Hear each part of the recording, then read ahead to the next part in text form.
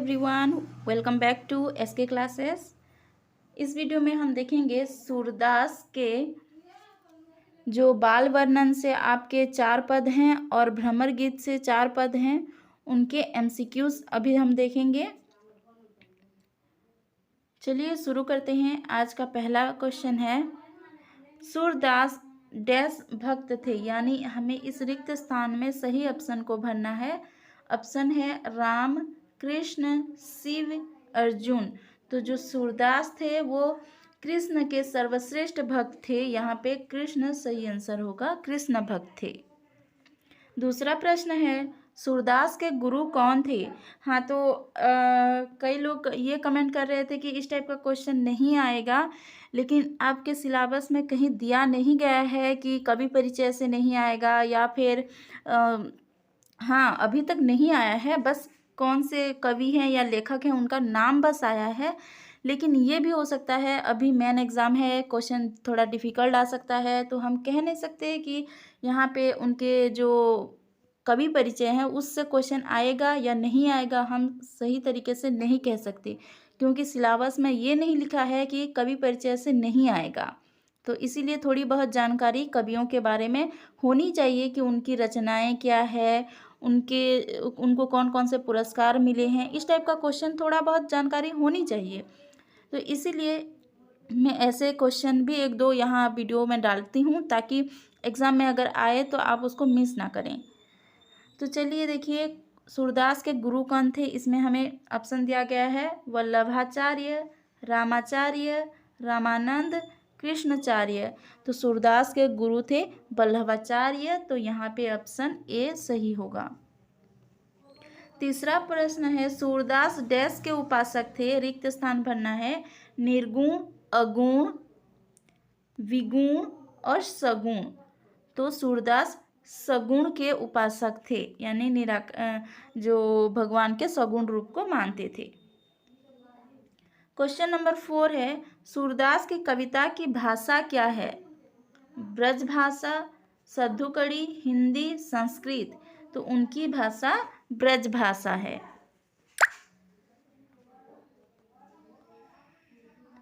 Next देखते हैं, भ्रमर गीत सूरदास की कौन सी रचना है? हाँ, यानी कि जो भ्रमर गीत है वो सूरदास की कौन सी रचना से ली गई है? सूरसागर, सारावली, सूरसागर, साहित्य लहरी, इनमें से कोई नहीं। तो ये जो 3 ऑप्शन हैं, ये तीनों ही सूरदास के हैं, और जो भ्रमर गीत है आपका वो सूरसागर से लिया गया है। तो इस प्रश्न का सही उत्तर होगा ऑप्शन बी। नेक्स्ट है, उद्धव किसके मित्र थे? ऑप्शन है राम के, गोपियों के, श्री कृष्ण के, इनमें से कोई नहीं। तो उद्धव किसके मित्र थे? श्री कृष्ण के मित्र थे। तो इस प्रश्न का सही उत्तर होगा ऑप्शन सी। नेक्स्ट है, सूरदास रचित भ्रमर गीत में किसका वर्णन है? उद्धव और गोपियों का, उद्धव और ग्वालों का, राधा और कृष्ण का, कृष्ण और गोपियों का। तो यहाँ पे जो आपके सिलेबस में 4 पद हैं उनके अनुसार भ्रमर गीत में उद्धव और गोपियों का वर्णन है। क्वेश्चन नंबर 8 है, चकोर क्या खाता है? अंगार को छोड़कर कपूर, कपूर को छोड़कर अंगार, कपूर को और अंगार को दोनों को ही खाता है, न कपूर को खाता है न ही अंगार को खाता है।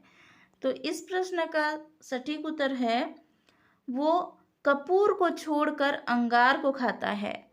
तो चलिए यहाँ पे मैं एक प्रश्न पूछती हूँ, आप कमेंट में उसका आंसर दीजिएगा।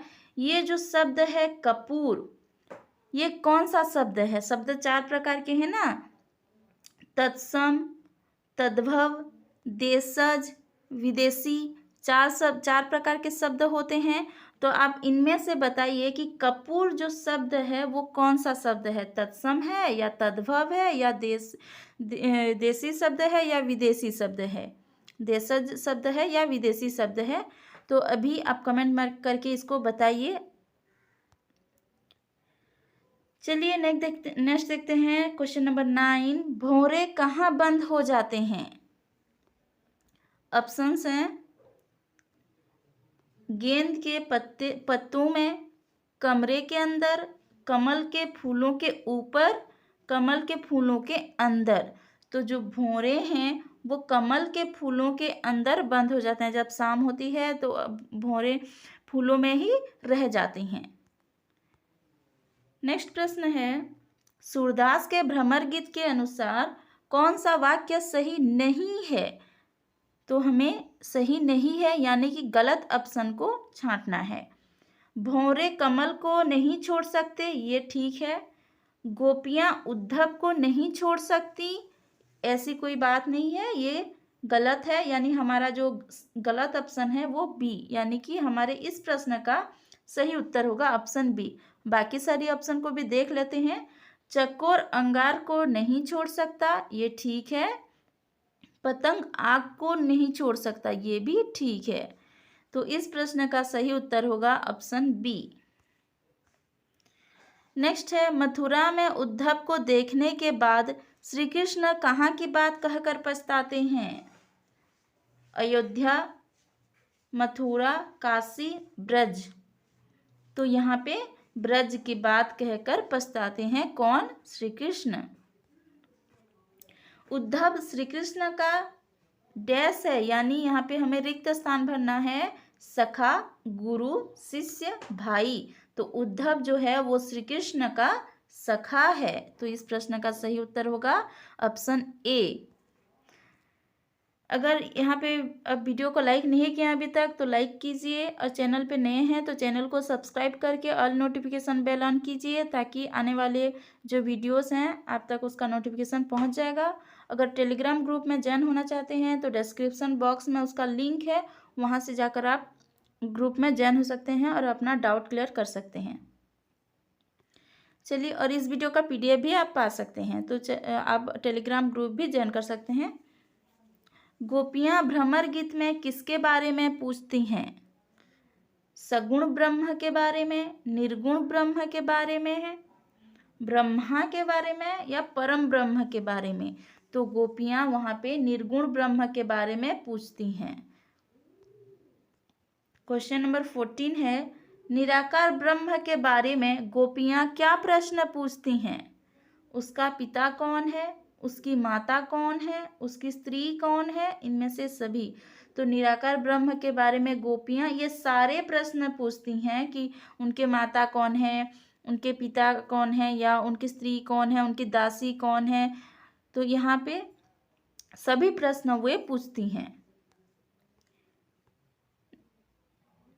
क्वेश्चन नंबर 15 है, सूरदास के भ्रमर गीत के अनुसार प्रेम करने का कारण क्या है? तो यहाँ पे जो आपका भ्रमर गीत का जो एक पद है कि उधो मन माने की बात, वहाँ से इस प्रश्न लिया गया है। और यहाँ पे प्रेम करने का कारण है अज्ञात। नेक्स्ट है, किसमें गोपियों का विरह वर्णन है? भंवर गीत, बाल वर्णन, बाल लीला, भ्रमर गीत।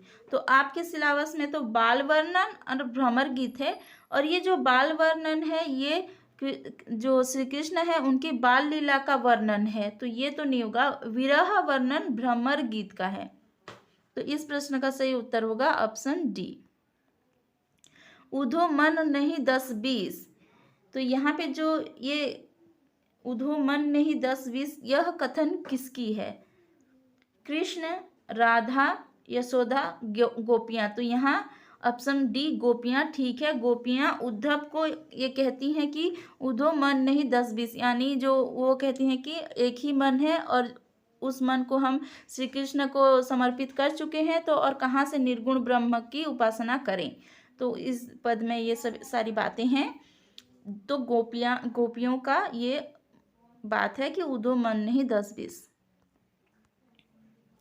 नेक्स्ट है, कृष्ण यशोदा से क्या खाने की बात करते हैं? ये बाल वर्णन से है। प्रश्न है, इसका ऑप्शन है दही, माखन, दूध, घी। तो कृष्ण यशोदा से माखन खाने की बात करते हैं। यहाँ पे ऑप्शन बी सही होगा। मैया मोही दाऊ बहुत खिजायो, यहाँ पे दाऊ कौन है? तो श्री कृष्ण के दाऊ कौन है? इस प्रश्न का सरल आंसर है बलराम। किसको ब्रज बिसरत ये नाही है ना, तो इस प्रश्न का ऑप्शन है राधा को, कृष्ण को, उद्धव को या गोपियों को। तो किसको ब्रज बिसरत नहीं है, यानी भुलाया नहीं जाता ब्रज, किसको? श्री कृष्ण को, यानी श्री कृष्ण ब्रज को भूल नहीं पा रहे थे। तो इस प्रश्न का सही उत्तर होगा ऑप्शन बी। नेक्स्ट क्वेश्चन है, गोपियों से विचित्र प्रश्न पूछने के बाद उद्धव क्यों मौन हो गए? यानी गोपियां निर्गुण ब्रह्म के बारे में बहुत सारा प्रश्न पूछती हैं, तो उद्धव क्यों मौन हो गए? उद्धव प्रश्नों का उत्तर नहीं जानते थे, उद्धव उत्तर नहीं कहना चाहते थे, उद्धव अपने सीमित बुद्धि में उत्तर न दे सके, इनमें से कोई नहीं। तो इस प्रश्न का सटीक उत्तर होगा ऑप्शन सी, उद्धव अपने सीमित बुद्धि में उत्तर न दे सके। नेक्स्ट प्रश्न है, मथुरा में कृष्ण उद्धव को ब्रज के कौन से स्मृति को कहते हैं? तो वही जो पद है उसी से है कि उद्धव मोहे ब्रज बिसरत नाही, ये जो पद है उसी से है। और वहाँ पे वो ब्रज के यमुना का सुंदर किनारा, कुंजों की छाया, गाय और बछड़े, इनमें से सभी, तो इनमें से सभी के बारे में, सभी की स्मृति के बारे में वे कहते हैं। कौन कहते हैं? श्री कृष्ण कहते हैं। किसको? उद्धव को। आज का लास्ट क्वेश्चन है ये, योग मार्ग का उपदेश मन के साधन पर निर्भर करती है। यहाँ पे उद्धव गोपियों को इसके बारे में क्या कहते हैं? ऑप्शंस देख लेते हैं। मन को निर्गुण ब्रह्म में लगाना, ठीक है, ये कहते हैं। त्रिकुटी में लगाना, ये भी कहते हैं। विषयों से अलग अव्यक्त में लगाना, ये भी कहते हैं। तो इस प्रश्न का सही उत्तर क्या होगा? इनमें से डी, इनमें से सभी, यानी कि ऑप्शन डी। तो ये था सूरदास के बाल वर्णन और भ्रमर गीत से कुछ एमसीक्यूज। आई होप आप सभी को पसंद आया है। पसंद आया तो वीडियो को लाइक कीजिए, ज़्यादा से ज़्यादा इसको शेयर कीजिए। अगर चैनल पे नए हैं तो चैनल को सब्सक्राइब करके ऑल नोटिफिकेशन बेल ऑन कीजिए, ताकि आने वाले वीडियोस की नोटिफिकेशन आप तक पहुंच जाएगा। Thank you.